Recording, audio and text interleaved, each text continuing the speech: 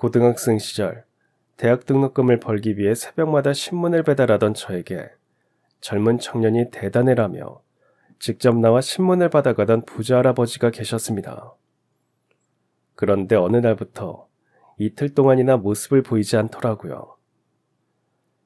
이상한 느낌이 들어 망설이다가 결국 대문을 뜯고 집 안으로 들어갔죠.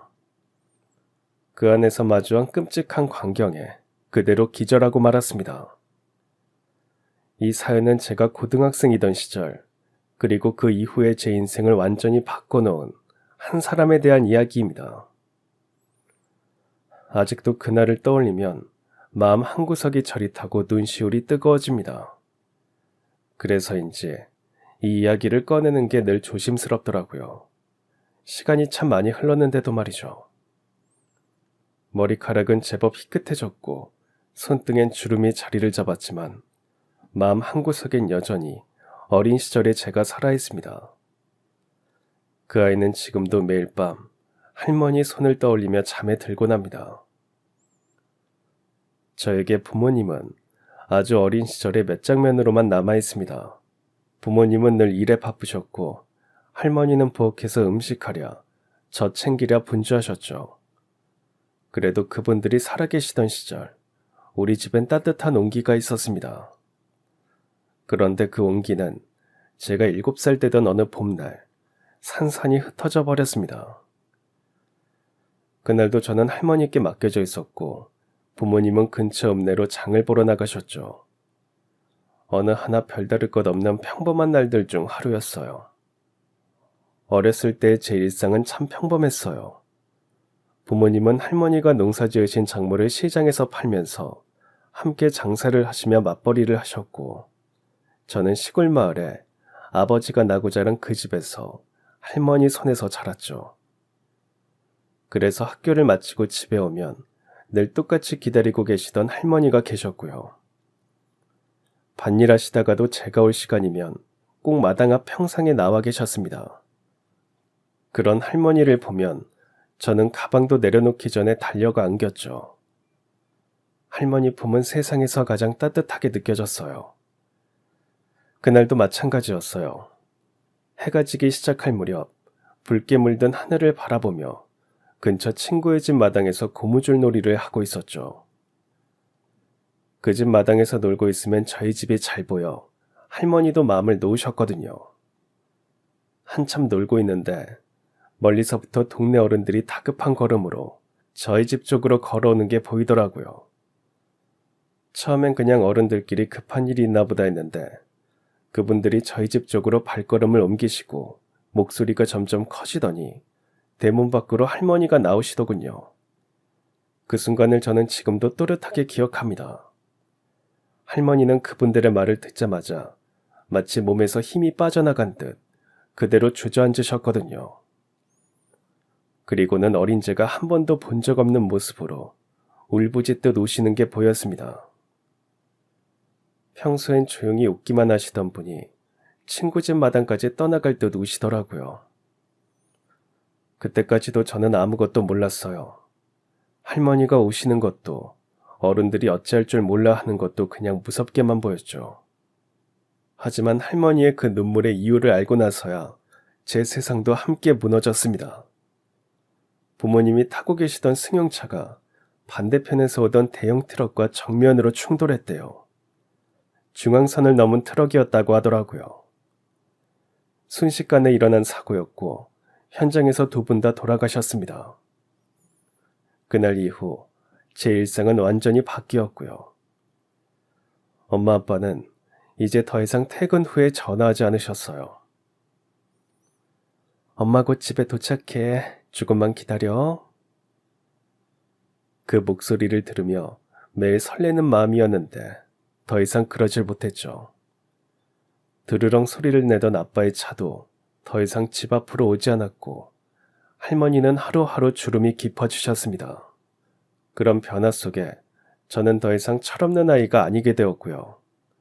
어린 마음에도 알 수 있었거든요. 세상에서 가장 소중한 사람들을 잃는다는 게 어떤 의미인지요. 아무리 시간이 흘러도 그날의 해질녘처럼 가슴 시린 순간은 잊히지 않더라고요. 그때 제 나이가 7살이라 너무 어려서 모든 걸 이해하지 못했지만 엄마 아빠가 다시는 돌아오지 않는다는 걸 본능적으로 알았으니까요. 어린 나이에 부모님을 잃고 세상이 무너져 내리는 아픔을 겪은 날이 아직도 생생히 떠오르고는 합니다.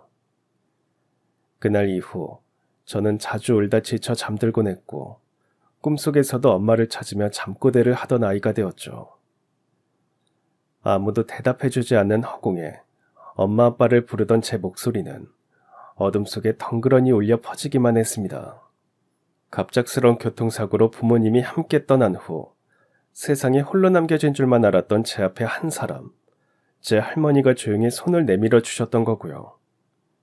기트가 괜찮다 괜찮다. 그 마르고 작은 몸으로 저를 꼭 껴안고 등 뒤를 토닥이시던 그 손길이 저를 지탱했습니다. 그 손은 저를 먹이기 위해 김장을 하시느라 붉게 물든 손이었고 무거운 장독 뚜껑을 드느라 굳은 살이 박힌 손이기도 했죠.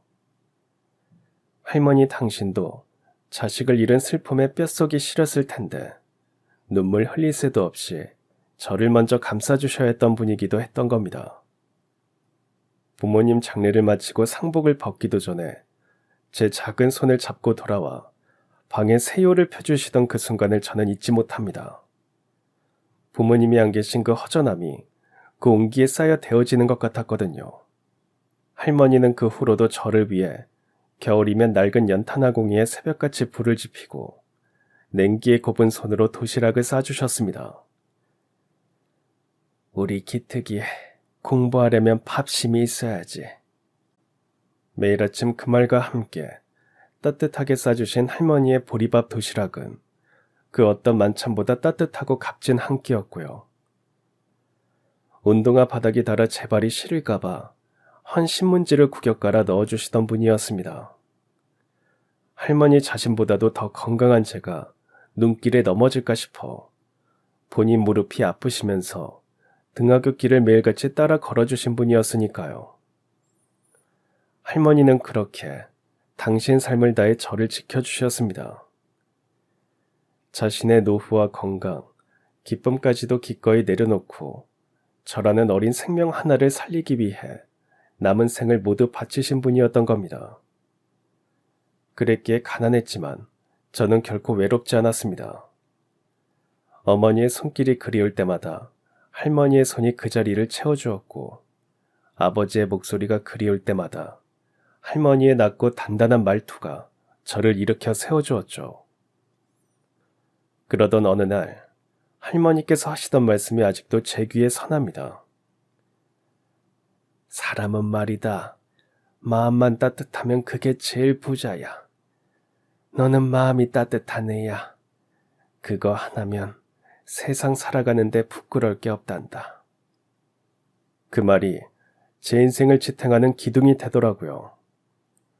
부모님을 잃은 그날 이후 할머니는 저에게 어머니였고 아버지였고 세상이었습니다.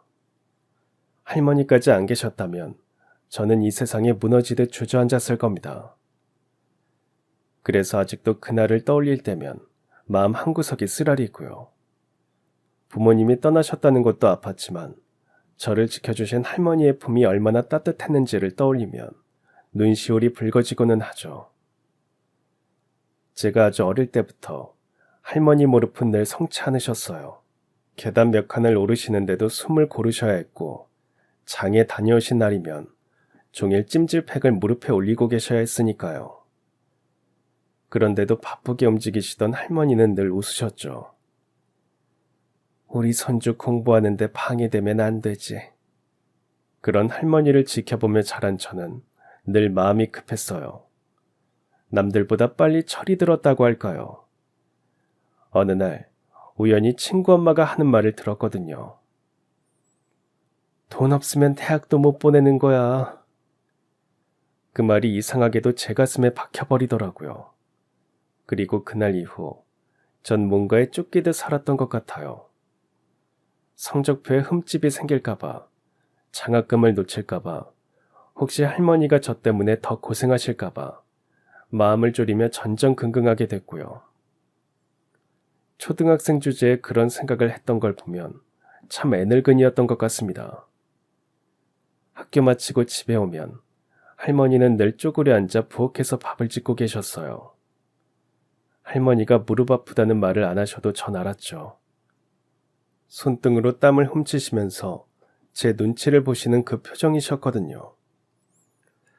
저는 할머니의 그 표정에 괜히 괜찮은 척, 아무렇지 않은 척 했습니다.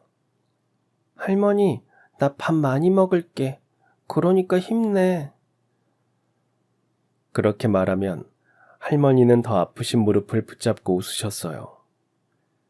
그 웃음에 얼마나 많은 고통이 숨어 있었을지 전 다 알겠더라고요. 그때 내가 한 살이라도 더 많았더라면, 조금 더 돈을 벌 수 있었더라면 할머니 무릎 수술이라도 해드릴 수 있었을 텐데 하며 마음이 아팠죠. 그런 후회들이 아직도 가슴속에 사무치듯 살아있어요. 그 당시에도 그러지 못하는 게 너무 마음 아팠거든요. 그래서 저는 고등학생이 되자마자 새벽 신문 배달을 시작했습니다. 고1이 되던 그해 봄, 아직 동이 트기도 전 어둑한 하늘 아래 저는 두툼한 점퍼를 껴입고 조심스레 집문을 나섰습니다. 그날이 제가 첫 신문 배달을 나가는 날이었죠. 아직 매서운 새벽 공기가 뺨을 따끔할 만큼 차가웠지만 제 마음은 오히려 이상하게 차분하더라고요.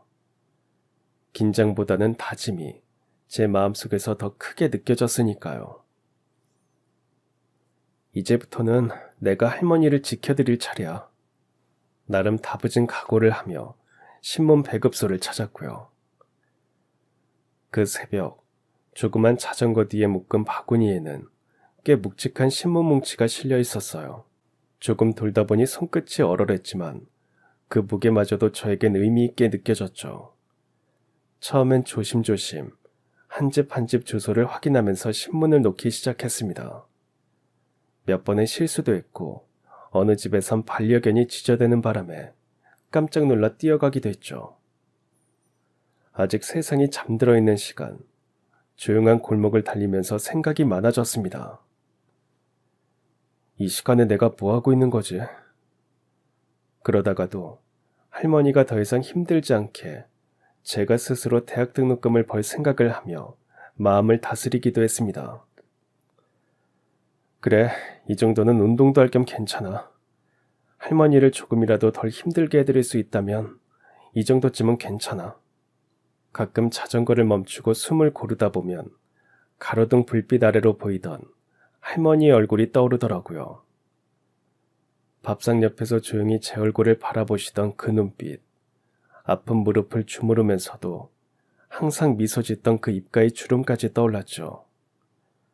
신문 배달을 마치고 돌아오는 길엔 하늘이 서서히 밝아오고 있었어요. 해가 떠오르는 그 시간만큼은 마치 제가 세상에서 가장 든든한 사람이 된 것처럼 느껴져 뿌듯한 기분이 들기도 하더라고요. 몸은 고됐지만 마음은 이상하게도 벅차올랐습니다. 집에 도착해 조심스레 문을 열자 할머니는 벌써 부엌에서 작은 몸을 웅크리고 앉아 무언가를 준비하고 계셨어요. 그날도 역시 무릎에 찜질팩을 얹으신 채였죠. 제가 들어서자 할머니가 놀란 듯 저를 바라보셨고 저는 얼른 웃으며 말했습니다. 나 그냥 아침 운동 좀 하고 왔어. 공기가 좋아서. 할머니는 의심 가득한 눈빛으로 절 바라보시다가 이내 피식 웃으셨습니다. 그 미소에 뭐랄까 모든 걸 다 들켜버린 기분이 들었지만 이상하게도 따뜻했어요. 그날 이후로 저의 새벽은 늘 신문 배달과 함께 시작되었죠. 할머니의 하루는 언제나 그런 저보다 먼저 깨어 저를 기다리고 있더라고요. 저는 더 주무시라고 했지만 할머니는 따뜻한 물이라도 먹고 나가라고 하시며 제 손에 물잔이라도 들려주시더군요. 그 조용한 동행이 저와 할머니의 또 다른 하루를 만들어갔던 것 같습니다. 그렇게 하루도 빠짐없이 새벽 4시에 일어나 어두운 골목을 누볐죠. 각오를 하고 시작하기는 했지만 막상 해보니 생각보다 훨씬 고되더라고요. 새벽 5시에 모두가 따뜻한 이불 속에서 자고 있을 시간. 저는 두꺼운 점퍼에 목도리를 칭칭 두르고 어둡고 추운 길을 걸어야 했으니까요. 손끝은 금세 얼어붙었고 무거운 신문 가방 때문에 어깨는 항상 욱신거리더군요. 친구들이 아직 자는 시간에 일하고 학교에선 졸린 눈 비비며 수업을 들어야 했고요. 처음엔 너무 힘들었지만 점점 익숙해지면서는 몸도 좋아지는 것 같았습니다. 하루하루가 참 버겁고 외롭기도 했지만 말이죠. 그러던 어느 날이었습니다. 한 주택가 골목을 지나던 중 담장 앞에서 가볍게 몸을 푸시는 한 어르신을 마주쳤어요. 백발이 성성하신데도 허리는 꼿꼿했고 몸에 딱 맞는 트레이닝복 차림이 단정해 보이더라고요. 솔직히 처음엔 좀 놀랐어요. 이른 시간이었고 아직은 추운 그 새벽, 운동하는 어르신을 본 게 처음이었거든요. 다리가 아파 허리도 제대로 펴지 못하면서 농사를 지으시고 장에 자리를 펴고 파시는 할머니의 모습과 대조되어 보이기도 했고요. 그런데 그분이 저에게 먼저 인사를 건네시더군요. 이 추운 새벽에 젊은 청년이 대단하구먼. 이렇게 성실하면 꼭 좋은 날 올 거야. 그 말이 평소 아무도 알아주지 않던 제 노고를 누군가 알아준 것 같아서 왠지 모르게 눈물이 핑 돌았습니다. 그날 이후 매일 그 집 앞에 신문을 놓을 때면 어르신은 언제나 거기 계셨어요. 어김없이 새벽 운동을 하고 계셨고 저를 보면 반갑게 손을 흔들며 인사해 주셨죠. 오늘은 어깨 괜찮아? 많이 무거워 보이네. 어떤 날에는 저에게 빵이나 우유를 건네시며 말을 거셨어요. 시험은 잘 봤나?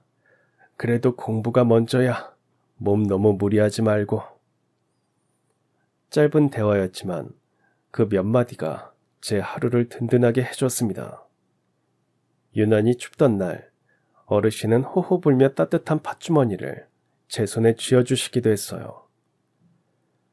젊은이는 손실이면 안 돼. 네 손은 앞으로 많은 걸 해낼 손이잖아. 그 말이 얼마나 힘이 되는지 몰라요. 그 이후로 저는 이상하게 그 집 앞을 돌 때면 마음이 따뜻해졌습니다.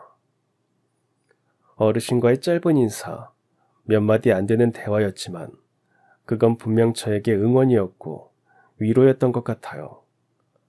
아직도 가끔 새벽 공기를 맡을 때면 그때의 골목, 그 집 앞 어르신의 모습이 떠오르죠. 그 따뜻했던 눈빛과 말투, 그게 제 청춘의 한 귀퉁이를 참 포근하게 만들어줬으니까요. 너무 고마워서 이름도 기억할 정도였습니다. 문패에 적힌 어르신의 성함은 이영재였죠. 조용하고 단정하시고 뭔가 딱 보면 귀하신 분 같은 느낌이 드는 분이었고요. 그 어르신과의 새벽 만남은 잠시였지만 비밀 친구가 생긴 것 같았습니다. 그 후로도 어르신과 저는 매일같이 얼굴을 마주쳤고요. 처음엔 그냥 인사만 주고받았지만 점점 짧은 대화가 길어졌고 어르신은 저에게 이젠 얼굴 안 보면 서운하다며 웃으시기도 했어요.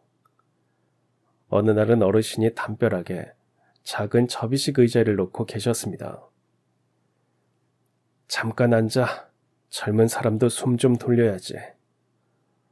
처음엔 머뭇거렸지만 왠지 거절하면 실례일 것 같아서 잠시 앉았어요. 그랬더니 어르신은 주머니에서 미리 싸두신 삶을 달걀을 꺼내 건네시더라고요. 이거 내가 직접 삶은 거야. 소금도 챙겼으니 찍어 먹어. 그 순간 괜히 울컥했습니다. 저는 감사하다고 말하면서도 눈치를 보며 조심스럽게 한 입을 베어 물었고 어르신은 흐뭇한 표정으로 제 옆에 앉으셨어요.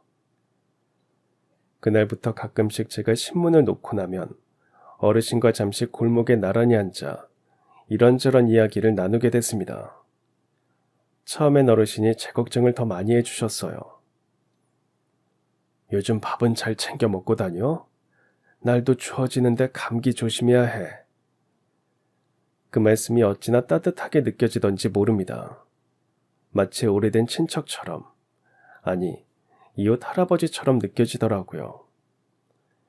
그러다 보니 저도 모르게 어느 순간부터는 저도 어르신을 걱정하게 되었죠. 어르신은요, 허리 아프시다더니 요즘 좀 괜찮으세요? 식사는 거르지 마시고요. 제 말에 어르신이 허허 웃으시며 말씀하셨어요. 이래봬도 예전에 내가 체육 선생님이었어. 내 건강은 걱정하지 말어. 학생들이랑 뛰고 던지고 매일 운동장이 내 집이나 마찬가지였다니까. 말씀은 웃으며 하시는데 그 말끝에 스치는 그리움이 저는 느껴지더라고요. 그래서 제가 그랬죠.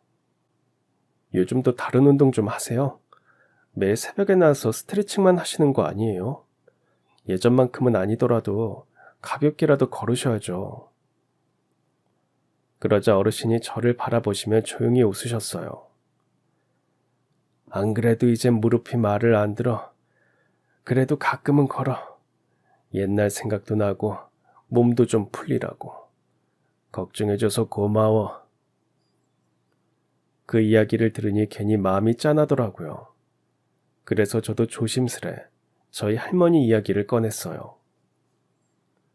저희 할머니도 예전부터 무릎이 많이 안 좋으시거든요. 제가 얼른 돈을 벌어서 할머니 무릎부터 고쳐드리고 싶어요. 어르신은 제 말에 고개를 끄덕이며 말씀하셨어요. 그런 마음을 계속 갖고 있는 게 중요한 거야. 할머니가 든든하시겠어. 별 말씀도 아니었지만 그 말씀이 마음 깊숙이 박혔습니다. 누군가에게 이렇게 따뜻하게 조언받는 일이 얼마나 귀한 건지 새삼 느껴져서요. 그러다 마음이 풀렸는지 신세 한탄을 하기도 했습니다. 할머니께는 못하는 속 이야기이기도 했죠. 사실 요즘엔 공부도 신문 배달 일도 다 버겁네요. 가끔은 그냥 좀 쉬고 싶다는 생각이 자주 들어요. 그런데 제 목표가 있으니까 포기할 수 없어서 힘들어요. 그땐 정말 말하면서도 목이 메이더라고요. 누군가에게 이런 속마음을 털어놓는 게 처음이었거든요. 그런 제 말을 가만히 듣고 계시던 어르신께서 한참을 말없이 계시더니 조용히 이렇게 말씀하시더라고요. 그럴 땐 잠시 멈춰도 돼. 근데 포기만 하지 마. 자네는 멀리 갈 수 있는 사람 같아. 어르신의 그 말씀이 마치 내가 나를 믿지 못하고 있을 때 누군가 대신 나를 믿어주는 기분이었다고 할까요? 그때 받은 그 한마디가 저에겐 참 큰 힘이 되더라고요. 그 후로 오랫동안 잊히지 않았어요. 어르신의 말씀은 늘 짧았지만 그 안에는 깊은 울림이 있었고 말보다 마음을 더 많이 배우게 해주셨으니까요. 그래서였을 겁니다. 그 이후로는 어르신께서 굳이 뭘 말씀 안 하셔도 어디 계시든 먼저 눈이 가고 도움드리고 싶다는 마음이 절로 들었습니다. 그래서 따뜻한 두유 한 병을 사서 오늘은 제가 대접해요 하고 드린 날, 어르신은 그 두유를 손에 쥐고 한참이나 말없이 계시더라고요. 그러다 조용히 한마디를 덧붙이시더군요. 이런 새벽에 누가 내 손을 따뜻하게 해줄 줄은 몰랐네. 그렇게 우리는 이름도 나이도 살아온 날도 너무 달랐지만 서로의 새벽을 조금씩 나누며 하루를 시작했습니다. 비밀 친구 같던 인연이 이제는 진짜 마음 친구가 된 것 같았죠. 그날 이후로 이상하게 어르신이 계신 그 골목을 지날 때마다 먼저 눈이 가곤 했습니다.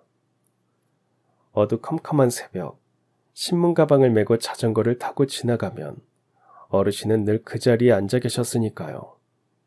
몸을 움직이고 계시기도 했지만 허름한 의자 하나에 조용히 앉아 담배 연기를 길게 뿜으며 골목을 지키고 계시더라고요. 오늘도 일찍 나오셨네요.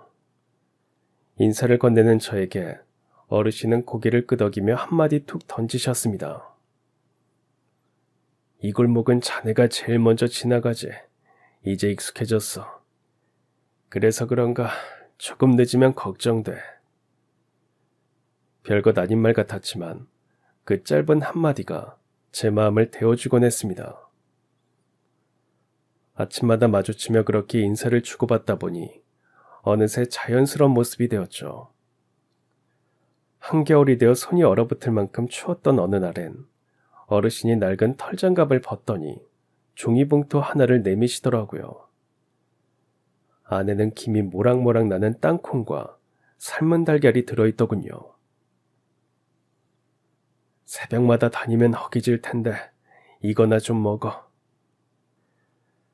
그날따라 그게 어찌나 따뜻하고 고맙던지 속이 찌르르 할 만큼 울컥했어요. 다음날 저는 동네 약국역 포장마차에서 종이컵에 담긴 자판기 커피 2잔을 샀습니다. 요즘처럼 캔커피도 흔하지 않던 때라 작은 포장지 위에 놓인 설탕 커피 한 잔이 어르신 손에 쥐어지자 잠시 말씀이 없으시더니 조용히 웃으시더라고요. 이런 새벽에 누가 내 손을 따뜻하게 해줄 줄은 몰랐네. 그날부터였을까요? 우리는 말없이도 서로의 안부를 알 수 있는 사이가 됐습니다. 추우면 따뜻한 걸 챙기고 비가 오면 서로의 마른 어깨를 먼저 봐주는 그런 새벽 친구가 되어갔죠. 가끔은 제가 신문을 다 돌리고 돌아오는 길에 어르신 옆에 조용히 앉아 입김이 피어나는 새벽 하늘을 함께 바라보곤 했어요. 자네는 말이야, 진짜 멀리 갈 수 있는 사람 같아. 한 걸음 한 걸음 꾸준히 내딛는 사람이 제일 멋있는 거지.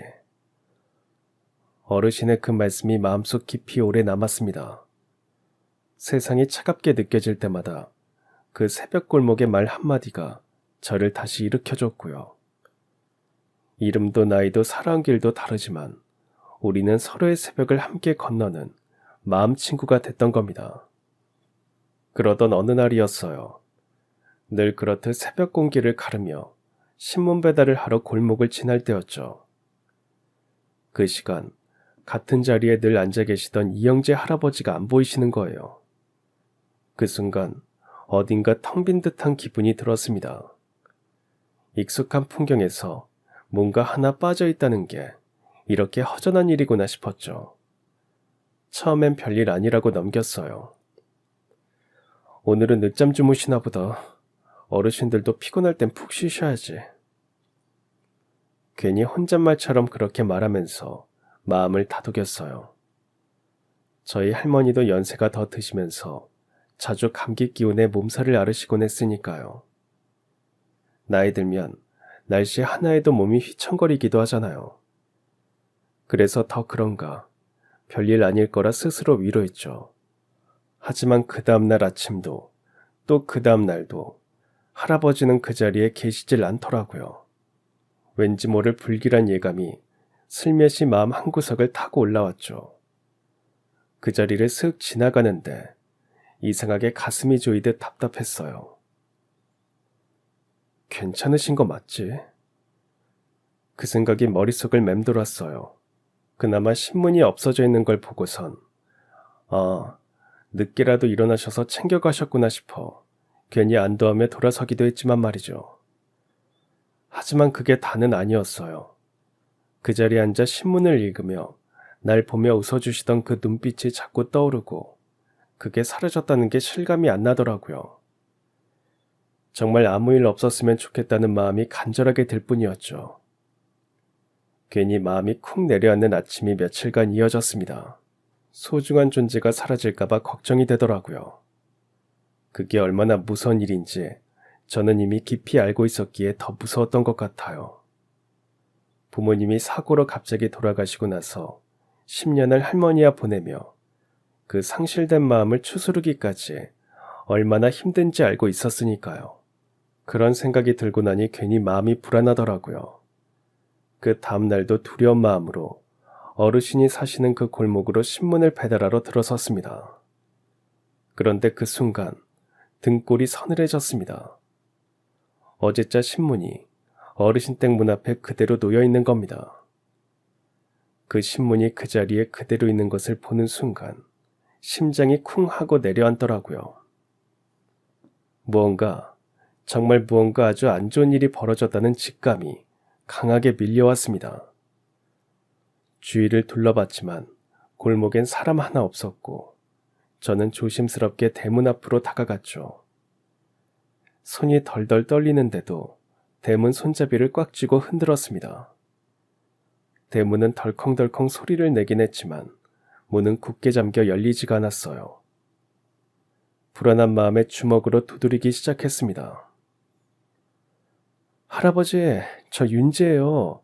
안에 계세요? 괜찮으세요?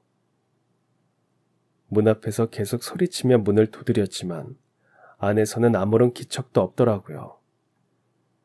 TV 소리도, 발자국도, 숨소리도 아무 소리도 들리지 않았죠. 순간 머릿속이 새하얘졌습니다. 혹시 무슨 일이 생긴 건 아닐까? 심장이 미친 듯이 뛰기 시작했어요. 그때 옆집에서 막 나오는 아저씨가 제 목소리를 듣고 나오시더라고요. 제가 상황을 설명하자 아저씨 얼굴도 순식간에 굳더군요. 이건 그냥 두면 안 되겠다. 그 순간 저희 두 사람 다 말이 필요 없었습니다. 아저씨와 저는 눈을 마주치고 대문을 함께 밀치기 시작했습니다. 두 사람이 그렇게 몇 번의 충격을 준 끝에 결국 대문이 퍽 하고 열렸고 우리는 숨도 제대로 못 쉬고 안으로 뛰어들었습니다. 아니나 다를까 거실에 이영재 할아버지가 쓰러져 계시는 겁니다. 눈은 반쯤 감기고 입술은 희미하게 떨리고 있더군요. 숨소리는 굉장히 옅어져 있었고 가슴이 아주 천천히 오르내릴 뿐이었어요. 어르신이 이상하다는 걸 느끼는 순간 가슴이 철렁 내려앉았습니다. 손끝은 이미 차갑게 식어 있었고 몸은 축 늘어진 채 아무런 반응도 없었죠. 그대로 시간을 끌면 안 되겠다 싶어 떨리는 손으로 바로 119에 전화를 걸었습니다. 어르신이 숨을 잘 못 쉬세요. 눈도 제대로 못 뜨시고요. 제 목소리도 떨리고 있었고 제대로 말을 했는지 기억조차 나지 않아요. 구급대원들이 도착하자마자 할아버지는 들것에 실려 병원으로 이송됐습니다. 구급대원은 응급처치를 하며 말씀하시더라고요. 조금만 더 늦었으면 위험할 뻔했습니다. 저는 어르신이 구급차에 실리는 것을 본 후에야 숨을 제대로 쉴 수 있었죠. 어르신은 다행히 생명에는 지장이 없었지만 상황은 결코 가볍지 않았습니다. 고혈압과 당뇨까지 앓고 계셨던 분이 이미 폐렴을 앓고 계셨거든요. 여러 가지 합병증이 한꺼번에 덮쳐온 상태라고 하시더라고요. 몸 전체가 급속히 무너지고 있는 상황이었대요. 그러다 보니 쓰러지셔서 누구에게도 도움을 청하지 못하신 거죠. 그렇게 조금만 더 계셨다면 다시는 할아버지의 목소리를 듣지 못할 수도 있었던 아찔하고도 간절한 순간이었다고 의사 선생님께서 말씀하시더라고요. 그런 어르신을 제가 더 늦기 전에 발견할 수 있었다는 게 너무 다행스럽더군요. 어르신을 그렇게 병원에 모시고 가고 난 후에 저는 병원에 자주 갔습니다. 아무래도 어르신에게 누군가의 손길이 필요할 것 같았거든요. 어르신을 발견할 때 보니 집안에 사람의 온기가 없더라고요. 그래서 막연히 어르신이 홀로 지내신다는 것을 알았죠. 하지만 어르신은 많이 힘드셨는지 제가 갈 때마다 주무시고 계셨습니다. 그래서 어르신 주변을 정리하고 챙겨야 할 것들만 챙겨놓고 집으로 돌아왔죠. 집에서 할머니가 기다리시는데 저도 마냥 병원에만 있을 수는 없어서요. 할머니를 제가 도와드려야 하는 부분도 있었으니까요. 그러기 며칠이 지나서야 어르신은 천천히 눈을 뜨고 저를 보고 말씀하시더라고요. 윤재 학생, 자네가 날 살렸구만. 고맙네. 며칠 동안에도 나 잘 때 다녀갔다고 들었어. 내가 신세 크게 지내. 괜찮으세요, 어르신? 진짜 얼마나 걱정했는지 몰라요. 내가 그날 그 상태로 거기서 혼자 있다는 걸 아무도 몰랐을 거야. 자네 아니었으면 나는 지금 이 세상에 없었을 거야. 내 생명의 은인이야. 그런 말 마세요. 전 그냥 당연한 일을 한 거예요. 윤재 학생, 사실 나는 가족이 하나도 없어. 혼자 그 집에서 살았다네. 이제는 친구들도 다 세상을 떠났고 사별하고 혼자 살아온 지도 꽤 됐지. 우리 부부가 자식을 못 봤거든. 그랬더니 아내가 떠나고 나 혼자더라고. 어르신에게서 처음 듣는 그 말들에 저는 당황스럽기도 하고 마음이 아프기도 해서 아무 말도 할 수 없더군요.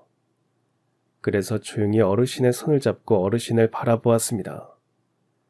그런 저를 바라보던 어르신은 천천히 말을 이어가시더라고요.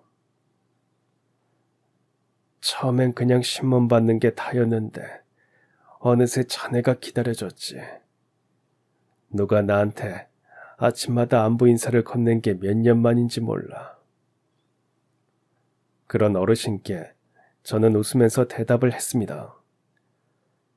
저도요. 어르신이 계셔서 그 골목 돌 때마다 힘이 났어요. 그러자 어르신은 제 손을 꼭 잡더니 말씀하시더라고요. 살다 보니 이런 날도 오네. 누군가가 날 기억해 구해주는 날이. 그런 어르신께 조금이나마 힘이 되어드리고 싶었습니다.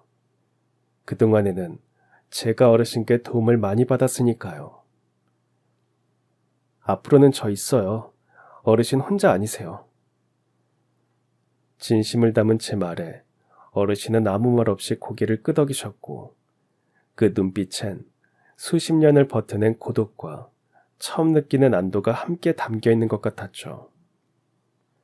그 모습을 보니 위로가 될까 하여 저도 제 얘기를 털어놓게 됐고요. 그동안에는 자세히 알지 못했던 할머니랑 단둘이 산다는 이야기, 그래서 등록금을 벌려고 신문 배달한다는 이야기까지 다 해버렸습니다.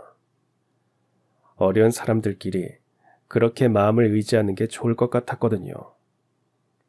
어르신이 마음적으로도 많이 약해지셨을 것 같아 서로 의지하자는 의미도 있었죠. 그런데 그 뒤로 생각지도 못한 놀라운 일이 벌어졌습니다. 어르신께서 저에게 이렇게 말씀하시면서 말이죠. 자네 그만 신문 배달해. 지금부터는 공부에만 집중해. 앞으로 자네에게 들어가는 등록금, 생활비 다 내가 책임질게. 처음엔 어르신의 그 말을 믿을 수가 없었어요. 몸이 약해지시니 마음도 약해지신 어르신이 고마움의 표현을 그렇게 하신다고 생각했죠. 하지만 어르신의 그 말은 진심이시더라고요. 그 후로 어르신은 정말 저에게 매달 생활비와 등록금을 지원해 주셨어요. 덕분에 저는 새벽에 더 이상 신문 배달을 하지 않고 학교에 다닐 수 있게 되었죠. 어디서 나셨는지 무슨 증서라며 종이도 내미셨거든요. 할머니는 그 증서를 보시고 제 손을 잡고 우시기까지 했어요. 윤재야, 할머니가 해줬어야 할 일을, 이게 무슨 일이냐. 그렇게 말씀하시면서 몸둘 바를 모르시더라고요. 저도 너무 큰 비용이 드는 일이니 넙죽 받을 수는 없다고 했죠. 하지만 어르신께서는 단호하게 말씀하셨습니다. 자네가 내 목숨 살려준 그 큰 은혜도 내가 부담스러워해야 하는 건가? 내 목숨값이 그 정도도 안 되는 거야. 그러지 말고 받아. 대신 일주일에 한 번 정도는 우리 집에도 들러주면 돼. 그리고 좋은 대학 가서 훌륭한 사람 되면 되는 거야. 내가 말했지. 자네는 멀리까지 갈 수 있어 보인다고. 그러니까 절대 포기하지 말고 더 열심히 공부해. 그거면 돼. 안 그래도 자네에게 도움을 주고 싶었는데 이렇게 할 수 있어서 너무 좋아. 어르신의 그 말씀에 저는 꼭 열심히 공부하겠다고 약속을 했습니다. 그리고 저는 정말 죽을 힘을 다해 공부를 했죠. 그러면서도 일주일에 2번씩은 어르신 댁에 들러 대화도 나눴고요. 그렇게 2년을 하고 나서 결국 저는 서울에 있는 국립대에 합격했습니다. 어르신은 저희 할머니 못지않게 너무 기뻐하시더라고요. 거봐, 내가 자네는 할 수 있다고 했잖아. 장하네. 그러시더니 제가 대학에 입학하던 날엔 휠체어를 타고 직접 캠퍼스까지 오셨어요. 저희 할머니와 저, 어르신이 나란히 서 있으니 영락없는 한 가족으로 보이더라고요. 할머니는 할머니대로 어르신께 감사하다고 인사를 하시느라 정신이 없으셨고, 어르신은 어르신대로 손자 잘 두셨다고 할머니께 인사를 하시면서 정신이 없긴 했지만요. 저는 그 모습을 보며 제가 운이 좋은 사람이라는 걸 깨달았습니다. 비록 부모님이 어릴 때 돌아가시고 할머니에 어렵게 살긴 했어도 저를 생각해 주시는 어른들이 두 분이나 제 곁에 계신다는 게 행복하더라고요. 그렇게 입학식을 마치고 가까운 식당에 가서 식사를 하면서도 좋았습니다. 할머니도 어르신도 기분이 좋아 보이더군요. 모두가 행복한 그런 날이었습니다. 또 그런 순간이 있기를 바랄 정도로요. 그러나 저의 그 입학식이 어르신과의 마지막 외출이었습니다. 우리 윤지 학생 정말 장하네. 그렇게 이야기해 주시면서 활짝 웃으시던 어르신의 모습이 눈에 선했는데 말이죠. 그해 겨울, 어르신은 조용히 세상을 떠나셨습니다. 눈이 펑펑 내리는 날이었죠. 대학에 가서도 저는 변함없이 어르신을 자주 찾아뵈었지만 어르신의 몸 상태가 더 안 좋아지고 있는 줄은 몰랐습니다. 다만 전보다 몸이 약해지신 건 연세가 더 드시니 그런가 했고요. 병원에 가실 때도 제가 같이 가드렸는데 병원에서도 별 말씀은 없으셨거든요. 하지만 쓰러지신 이후로 처음 뵀을 때보다 움직임이 느려지시기도 했고 집 앞이나 마당까지 나가시는 것도 많이 줄어 잔소리를 하기는 했었죠. 어르신, 그래도 조금은 운동을 하셔야 해요. 힘드시다고 자꾸 안 움직이시면 점점 더 움직이기 힘들어요. 의사 선생님이 그때 그러셨잖아요. 저도 혼나요. 제가 잔소리를 하면 그저 웃으시면서 알겠다고만 하시긴 하더라고요. 그러던 어느 날 저희 과 사무실로 연락이 온 겁니다. 어르신이 병원에 입원하셨다고요. 놀라서 병원으로 쫓아가 보니 어르신은 별일 아니라고 하시더군요. 전처럼 혼자 있다가 쓰러질까봐 먼저 입원한 거야. 자네가 살려준 내 목숨 잘 지키려면 별 수 있나. 병원에 입원하시고도 그렇게 유쾌하게 웃으셨기에 퇴원하시기만을 기다렸죠. 서울에서 대학에 다니다 보니 자주 가지는 못하고 꼬박꼬박 병실로 전화를 드려 통화를 하면서도 좋아지실 거라고만 생각했으니까요. 하지만 눈이 많이 오던 날 새벽, 어르신이 돌아가셨다는 연락을 받았습니다. 주무시다가 조용하고 평안하게 돌아가셨다고 하시더라고요. 저와 할머니는 어르신을 그렇게 눈물로 보내드려야 했습니다. 그 슬픔을 참아다 표현도 하기 전에 유언장을 통해 어르신께서 자신이 가진 전 재산을 저에게 남기셨다는 이야기를 듣게 되었습니다. 변호사님이 생전에 어르신이 작성하신 유언장을 보여주시는데 깜짝 놀랐죠.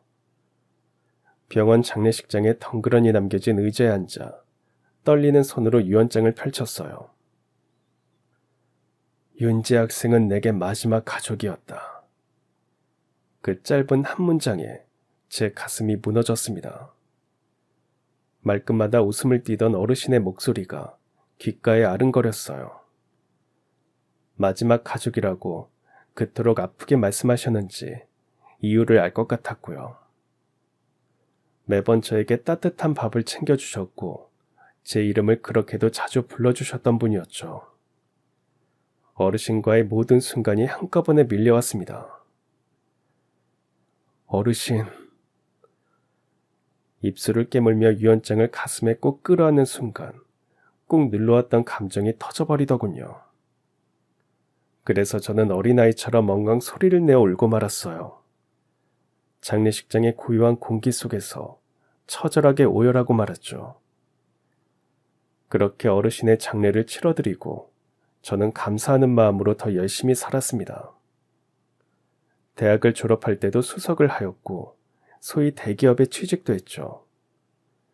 어르신 덕분에 다른 어려움 없이 공부만 할 수 있었기에 가능한 일이었습니다. 그래서인지 매일 아침을 먹고 나서 가끔 신문을 보며 어르신을 떠올립니다. 어르신이 계셨기에 지금의 제가 있으니까요. 저는 절대 그분이 주신 사랑을 헛되이 하지 않을 겁니다. 꼭 따뜻하고 정직한 사람이 되어서 누군가의 인생을 바꿔줄 수 있는 사람이 되고 싶다는 생각으로 지금까지 살았습니다. 어르신이 마지막으로 근무하신 학교에 장학금을 보내기도 했고, 어르신처럼 홀로 지내시는 분들의 의료비를 지원하기도 했죠. 어르신이 물려주신 유산으로 하다가 지금은 제 돈을 보태서 하는 중입니다. 할머니가 제가 대학 졸업하기 직전에 돌아가시면서 그러셨거든요. 내가 너무 어렵게 살아서 누구를 도우며 사는 법을 못 가르쳤는데 그 어른 덕분에 네가 나누고 돕는 법을 배워서 너무 감사하다. 내가 이렇게 가도 이제 너희 아빠 엄마에게 면목이 생겼다. 그러니 윤재야, 더 많이 베풀고 더 많이 감사하며 살아라. 그 어르신의 뜻이 더 값지게 쓰이게 그렇게 살아. 할머니의 그 말씀에 저는 더 깨달은 바가 많았습니다. 그래서 허투루 어르신의 유산을 쓸 수가 없더라고요. 덕분에 지금까지 제가 어디서도 좋은 사람으로 살 수 있었습니다. 오로지 저 혼자 한 일이 아닌데 칭찬은 저 혼자 받으면서요. 이렇게 거저 칭찬을 받아도 되나 싶어서 주변을 더 살피게 됩니다. 그러다 보면 저처럼 큰 행운을 누리는 인생도 드물겠다는 생각이 들어요. 이게 다 어르신과 할머니의 사랑이 만들어낸 일인데 말이죠. 저만 좋은 사람이 되는 것 같아 민망할 따름입니다. 그래서 앞으로도 더 열심히 도움을 주려고 합니다. 여러분, 우리가 하는 작은 친절이 누군가에겐 생명을 살리는 일이 될 수도 있습니다. 그러다 보면 저처럼 운 좋게 공짜로 칭찬도 받게 되죠. 그런 친절과 칭찬들이 세상에 아직 따뜻하다는 걸 알게 해주고요. 그 온기가 사람 사이에 존재하는 인류의 사랑이 아닐까요? 그렇기에 사랑은 결코 헛되지 않다는 걸 잊지 않았으면 좋겠습니다. 그 사랑이 서로를 살리는 힘이 되니까요. 그렇게 돌고 돌아 의지하고 기대어 살 수 있는 게 사람 사는 세상이겠죠. 그러니 여러분, 작은 친절과 관심으로 주변을 돌아봐 주세요. 그리고 여러분들도 온기와 행복을 더 많이 가지시길 바랍니다. 저는 아직도 누군가의 따뜻한 말 한마디, 작은 배려 하나에 마음이 울컥할 때가 많습니다. 그리고 그럴 때마다 생각하죠. 나도 누군가에게 그런 사람이 되어야겠다. 세상이 차갑다고 느껴질 때 누군가의 친절이 그 온도를 바꿔놓을 수 있다는 걸 저는 어르신과 할머니를 통해 배웠으니까요. 이 글을 읽는 여러분도 누군가의 하루를 따뜻하게 해줄 수 있는 사람이 되어주셨으면 합니다. 크고 대단한 게 아니어도 괜찮아요. 잠깐의 눈맞춤, 진심 어린 안부 한마디, 도움이 필요한 사람을 향한 손길, 그 모든 것이 누군가에겐 희망이 될 수 있습니다. 우리 모두가 서로에게 그런 작은 기적이 되어준다면 세상은 생각보다 훨씬 더 아름다워질 거라 믿습니다. 모두 행복한 그런 세상이 되면 모두 좋잖아요. 오늘도 여러분의 하루가 따뜻한 이야기로 채워지기를 바랍니다. 여러분들 모두가 기쁜 삶을 사시길 바라며 이만 글 마치겠습니다. 긴 글 함께 해주셔서 감사합니다. 그리고 늘 행복하세요. 그럼 지금까지 사연 들어주셔서 감사합니다. 사연이 재밌으셨다면 구독과 좋아요 부탁드려요. 감사합니다. 안녕히 계세요.